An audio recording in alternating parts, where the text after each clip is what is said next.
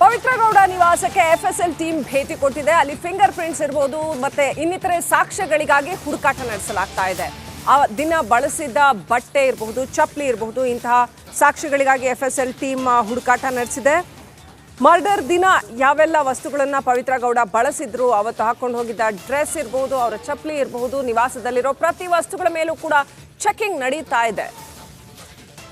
ಪವಿತ್ರ ಗೌಡ ಈ ಇಡೀ ಪ್ರಕರಣದಲ್ಲಿ A1 ಆರೋಪಿ. ಹಾಗಾಗಿ ಮೋಟಿವ್ ತುಂಬಾ ಮುಖ್ಯ ಆಗುತ್ತೆ, ಉದ್ದೇಶ ತುಂಬಾ ಮುಖ್ಯ ಆಗುತ್ತೆ ಯಾವುದೇ ಕೇಸ್ನಲ್ಲಾದ್ರೂ ಕೂಡ.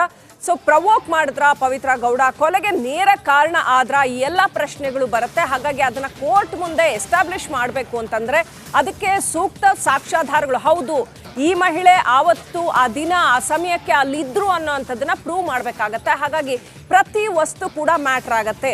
ಎಫ್ಎಸ್ಎಲ್ ವಿಧಿವಿಜ್ಞಾನ ದೃಷ್ಟಿಯಿಂದ ನೋಡ್ತಾ ಹೋದ್ರೆ ಪವಿತ್ರ ಗೌಡ ಮನೆಯಲ್ಲಿ ಅವರು ಸಂಗ್ರಹಿಸಬೇಕಾದ ಸಾಕ್ಷ್ಯಗಳು ಹಲವಿರುತ್ತೆ. ಫಿಂಗರ್ ಪ್ರಿಂಟ್ಸ್ ಇಂದ ಹಿಡಿದು ಅವರು ಆ ದಿನ ಹಾಕಿದ್ದಂತಹ ಬಟ್ಟೆ, ಚಪ್ಪಲಿ, ಅವರು ಯಾವ ಮನಸ್ಥಿತಿನಲ್ಲಿದ್ರು, ಇನ್ನೂ ಏನೆಲ್ಲ ಮಾಡಿದ್ರು, ಒಂದು ಹತ್ಯೆ ನಡೆಯುವಂಥ ಪರಿಸ್ಥಿತಿಗೆ ಯಾಕೆ ಹೋಯ್ತು ಈ ವಿಚಾರ, ಇದಕ್ಕೆಲ್ಲ ಸಪೋರ್ಟಿವ್ ಆಗಿ ಎವಿಡೆನ್ಸ್ ಕಲೆಕ್ಟ್ ಮಾಡ್ತಾ ಹೋಗ್ತಾರೆ.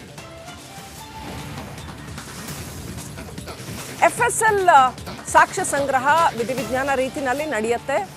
ಹಾಗಾಗಿ ಈಗಾಗಲೇ ನಾವು ನೋಡ್ತಾ ಇದ್ದೀವಿ ವೀಕ್ಷಕರೇ, ಈ ಕೇಸ್ನಲ್ಲಿ ಡೇ 1 ಇಂದಾನು ಕೂಡ ಪೊಲೀಸರು ಬಹಳ ಸೂಕ್ಷ್ಮವಾಗಿ, ಬಹಳ ಸಕ್ರಿಯವಾಗಿ ಸಾಕ್ಷ್ಯ ಸಂಗ್ರಹವನ್ನು ಮಾಡ್ತಾ ಇರುವಂಥದ್ದು. ಚಕ್ ಅಂತ ಬಹಳ ಕ್ವಿಕ್ ಆಗಿ ಇದರಲ್ಲಿ ತನಿಖೆ ಮುಂದುವರಿತಾ ಇದೆ. ಸೊ ಇದೀಗ ಪವಿತ್ರ ಗೌಡ ಮನೆಗೆ ಎಫ್ಎಸ್ಎಲ್ ಟೀಮ್ ಭೇಟಿ ಕೊಟ್ಟಿದೆ. ಅಲ್ಲಿ ಸಾಕ್ಷ್ಯ ಸಂಗ್ರಹ ನಡೀತಾ ಇದೆ.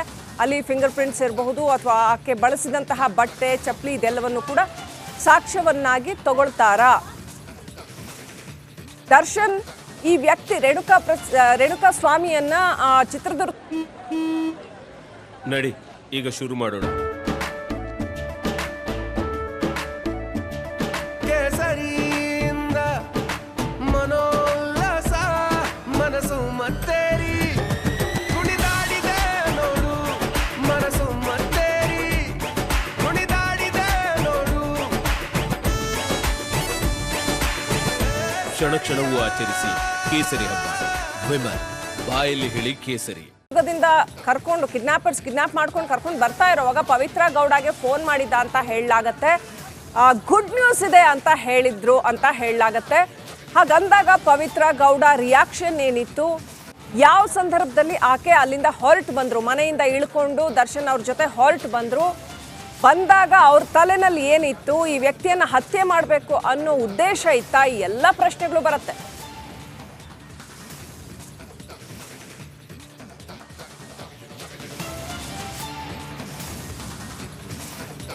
ಈ ಕೇಡಿ ಗ್ಯಾಂಗ್ನಲ್ಲಿ ಅಂಧರಾಗಿರುವಂಥ ಈ ಕೇಡಿಗಳೇನಿದಾರಲ್ಲ, ಪೊಲೀಸರು ಅವರ ತನಿಖೆಗೆ ಒಂದೊಂದು ಕಡೆಗೆ ಕರ್ಕೊಂಡು ಹೋಗ್ತಾ ಇದ್ದಾರೆ. ಬಂಧನದಲ್ಲಿದ್ದರೂ ಕೂಡ ಈ ಕೇಡಿಗಳ ಗುಸುಗುಸು ಪಿಸುಪುಸು ಮಾತ್ರ ಜೋರಾಗಿದೆ. ನಿಲ್ತಾ ಇಲ್ಲ ಇವರ ಗುಸುಗುಸು ಪಿಸುಪುಸು. ಏನೋ ಮಾತಾಡ್ತಿದ್ದಾರೆ, ತಪ್ಪಿಸ್ಕೊಳ್ಳೋದು ಹೇಗೆ ಅನ್ನೋ ಚರ್ಚೆ ಅನ್ಸುತ್ತೆ ಇವರದು. ಪೊಲೀಸ್ ವ್ಯಾನ್ನಲ್ಲಿದ್ದರೂ ಕೂಡ ಪಿಸುಗುಡ್ತಾ ಇದ್ದಾರೆ ಈ ಆರೋಪಿಗಳು. ಪೊಲೀಸರಿದ್ರು ಪವಿತ್ರ ಗೌಡ ಮನೆಗೇನು ಬಂದಿದ್ರಲ್ಲ, ಆಗ ಗುಸುಗುಸು ಪಿಸುಪಿಸು ಎಲ್ಲ ಜೋರಾಗಿದೆ. ನೋಡಿ, ಮಹಜರಿ ಕರ್ಕೊಂಡು ಹೋಗಿದ್ದಾರೆ, ಆಗ ಪವಿತ್ರ ಗೌಡ ಇದ್ದಾರೆ, ಮತ್ತು ಇನ್ನೊಬ್ಬ ಆರೋಪಿ ಕೂಡ ಇದ್ದಾರೆ. ಅಲ್ಲಿ ಗುಸುಗುಸು ಪಿಸುಪಿಸು ಪೊಲೀಸು ವಾಹನದಲ್ಲೇ, ಪೊಲೀಸ್ನ ಬಸ್ನದು, ಆ ಬಸ್ನಲ್ಲಿ ಪೊಲೀಸ್ ಇದ್ದಾರೆ. ಒಂದು ಬಂದೋಬಸ್ತ್ಗಾಗಿದ್ದಂಥ ಪೊಲೀಸರು, ಭದ್ರತೆಗಾಗಿದ್ದಂಥ ಪೊಲೀಸರು. ಪವಿತ್ರ ಗೌಡ ಮತ್ತು ಪವನ್ ಇಬ್ಬರು ಕೂಡ ಮಾತುಕತೆ ಮಾಡ್ತಾ ಇದ್ದಾರೆ. ಪವಿತ್ರ ಗೌಡ ಮತ್ತು ಪವನ್ ಈ ರೇಣುಕಾ ಸ್ವಾಮಿ ಕೊಲೆ ಪ್ರಕರಣದಲ್ಲಿ ಪ್ರಮುಖ ರೋಲ್ ಇದೆ. ಪವಿತ್ರ ಗೌಡ ಯಾವಾಗ ಪವನ್ಗೆ ಇಂಥ ಒಬ್ಬ ವ್ಯಕ್ತಿ ನನಗೆ ಅಶ್ಲೀಲವಾಗಿ ಮೆಸೇಜ್ ಮಾಡ್ತಿದ್ದಾನೆ, ಮತ್ತೊಂದು ಮಗದೊಂದು ಅಂಥೇಳಿ ಎಲ್ಲ ಹೇಳಿದಾಗ, ಪವನ್ ಆತ ಮಾಡಿರುವಂಥ ಗನಂದಾರಿ ಕೆಲಸ ಅಂತ ಹೇಳಿದರೆ ಫೇಕ್ ID ಏನಿದೆಯಲ್ಲ ಅದಕ್ಕೆಲ್ಲ ಮೆಸೇಜ್ ಮಾಡಿದ್ದು, ವಾಟ್ಸಪ್ ನಂಬರ್ ತಗೊಂಡಿದ್ದು, ಲೊಕೇಶನ್ ಕಳಿಸ್ಕೊಂಡಿದ್ದು, ಅದಾದ ನಂತರ ದರ್ಶನ್ಗೆ ವಿಚಾರ ಮುಟ್ಟಿಸಿದ್ದು, ದರ್ಶನ್ ಆ ನಂತರ ಚಿತ್ರದುರ್ಗದ ಅಭಿಮಾನಿ ಸಂಘದ ಅಧ್ಯಕ್ಷನಿಗೆ ಹೇಳಿದ್ದು, ಆ ನಂತರ ಮತ್ತೊಂದು ಮಗದೊಂದು ಮುಂದುವರೆದು, ಇದೆಲ್ಲ ಗಮನಿಸ್ತಾ ಇದೀವಲ್ಲ. ಇವರಿಬ್ಬರು ಇವತ್ತು ಮಹಜರಿಗೇನು ಕರ್ಕೊಂಡು ಹೋಗಿದ್ರು ಪವಿತ್ರ ಗೌಡ ಮನೆಗೆ. ಆಗ ಪೊಲೀಸ್ ಬಸ್ನಲ್ಲಿ ಗುಸುಗುಸು ಪಿಸುಪಿಸು ಹೆಂಗಿತ್ತು ಅಂತೇಳಿ ಕೇಳಿ, ಅಕ್ಕಪಕ್ಕ ಪೊಲೀಸ್ ಇದ್ದಾರೆ, ಅವ್ರಿಗೆ ಕೇಳಬಾರ್ದು ಅಂತೇಳಿ ಗುಸುಗುಸು ಪಿಸುಪಿಸು ಮಾತನಾಡ್ತಿದ್ದಾರೆ. ಏನು ಮಾತಾಡ್ತಿರ್ಬೋದು, ಹೆಂಗಿದ್ರಿಂದ ಹೊರಗಡೆ ಬರ್ಬೋದು, ಇನ್ನೇನು ಸುಳ್ಳು ಹೇಳ್ಬೋದು ಅನ್ನೋದ್ರ ಬಗ್ಗೆ ಇರ್ಬೋದು. ಸದ್ಯಕ್ಕೆ ಪೊಲೀಸರಂತೂ ಕೂಲಂಕುಷವಾಗಿ ವಿಚಾರಣೆ ಮಾಡ್ತಾ ಇದ್ದಾರೆ.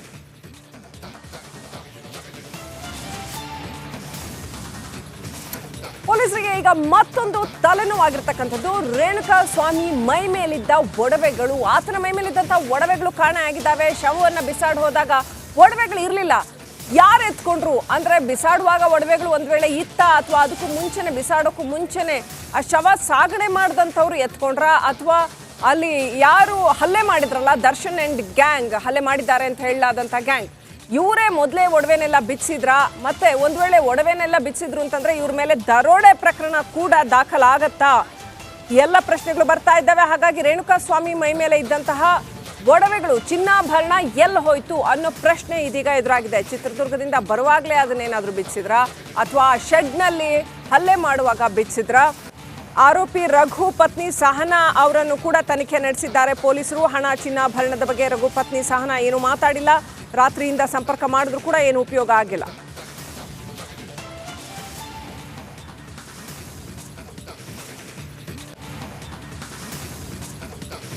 ದರ್ಶನ್ ಮಾಜಿ ಮ್ಯಾನೇಜರ್ ಮಲ್ಲಿಕಾರ್ಜುನ್ ನಾಪತ್ತೆ ಆಗಿದ್ದಾರೆ. 6 ವರ್ಷಗಳಾದ್ರೂ ಕೂಡ ಪತ್ತೆ ಆಗಿಲ್ಲ. ಅವ್ರ ಪತ್ನಿ ತೇಜಸ್ವಿನಿ ಅವರಿಗೆ ಪತ್ರ ಬರೆದು ನನ್ನನ್ನು ಹುಡುಕಬೇಡಿ ಅಂತ ಪತ್ರ ಬರೆದು ನಾಪತ್ತೆ ಆಗಿದ್ದಾರೆ. ಸಾಲ ತೀರ್ಸೋದಕ್ಕೆ ಹಣ ಹೊಂದಿಸ್ಕೊಂಡು ಬರ್ತೀನಿ ಅಂತ ಹೇಳಿ ಪತ್ರ ಬರೆದು ಅವ್ರು ನಾಪತ್ತೆ ಆಗಿದ್ದಾರೆ. ನೋಡಿ, ದರ್ಶನ್ ವಿಚಾರದಲ್ಲಿ ಈ ರೇಣುಕಾಸ್ವಾಮಿ ಕೊಲೆ ಕೇಸ್ ಬರ್ತಾ ಇದ್ದ ಹಾಗೇನೆ ಸಾಕಷ್ಟು ಹಳೆಯ ಪ್ರಕರಣಗಳು ಕೂಡ ಮತ್ತೆ ಮತ್ತೆ ಮೇಲೆದ್ದು ಬರ್ತಾ ಇದ್ದಾವೆ. ಅದರಲ್ಲಿ ಇದು ಕೂಡ ಒಂದು. ದರ್ಶನ್ ಮಾಜಿ ಮ್ಯಾನೇಜರ್ ಮಲ್ಲಿಕಾರ್ಜುನ ನಾಪತ್ತೆ ಆಗಿರ್ತಕ್ಕಂಥದ್ದು 6 ವರ್ಷದ ಹಿಂದೆ. ನನ್ನನ್ನು ಹುಡುಕೋ ಪ್ರಯತ್ನ ಮಾಡಬೇಡಿ ಅಂತ ಪತ್ರ ಬೇರೆ ಬರೆದಿದ್ದಾರೆ. ಸಾಲ ತೀರ್ಸೋದಕ್ಕೆ ಹಣ ಹೊಂದಿಸ್ಕೊಂಡು ಬರ್ತೀನಿ ಅಂತ ಪತ್ರ ಬರೆದಿದ್ದಾರೆ. ದರ್ಶನ್ ಸಿನಿಮಾಗಳ ಡಿಸ್ಟ್ರಿಬ್ಯೂಷನ್ ಅನ್ನ ಇದೇ ಮಲ್ಲಿಕಾರ್ಜುನ್ ನೋಡ್ಕೋತಾ ಇದ್ರು. ಏನಾದ್ರೂ ಹೆಚ್ಚು ಕಡಿಮೆ ಆಯ್ತಾ ಅಲ್ಲಿ? ಹಾಗಾದ್ರೆ ಎಲ್ಲಿದ್ದಾರೆ ಇವರು ಇವಾಗ? ಬದುಕಿದ್ದಾರಾ ಇಲ್ವಾ? ಎಲ್ಲ ಪ್ರಶ್ನೆಗಳು ನೋಡಿ. ಆ ಲೆಟರ್ ರಿಪಬ್ಲಿಕ್ ಕನ್ನಡಕ್ಕೆ ಲಭ್ಯ ಆಗಿದೆ. 6 ವರ್ಷದ ಹಿಂದೆ ಈ ತರ ಒಂದು ಪತ್ರ ಬರೆದು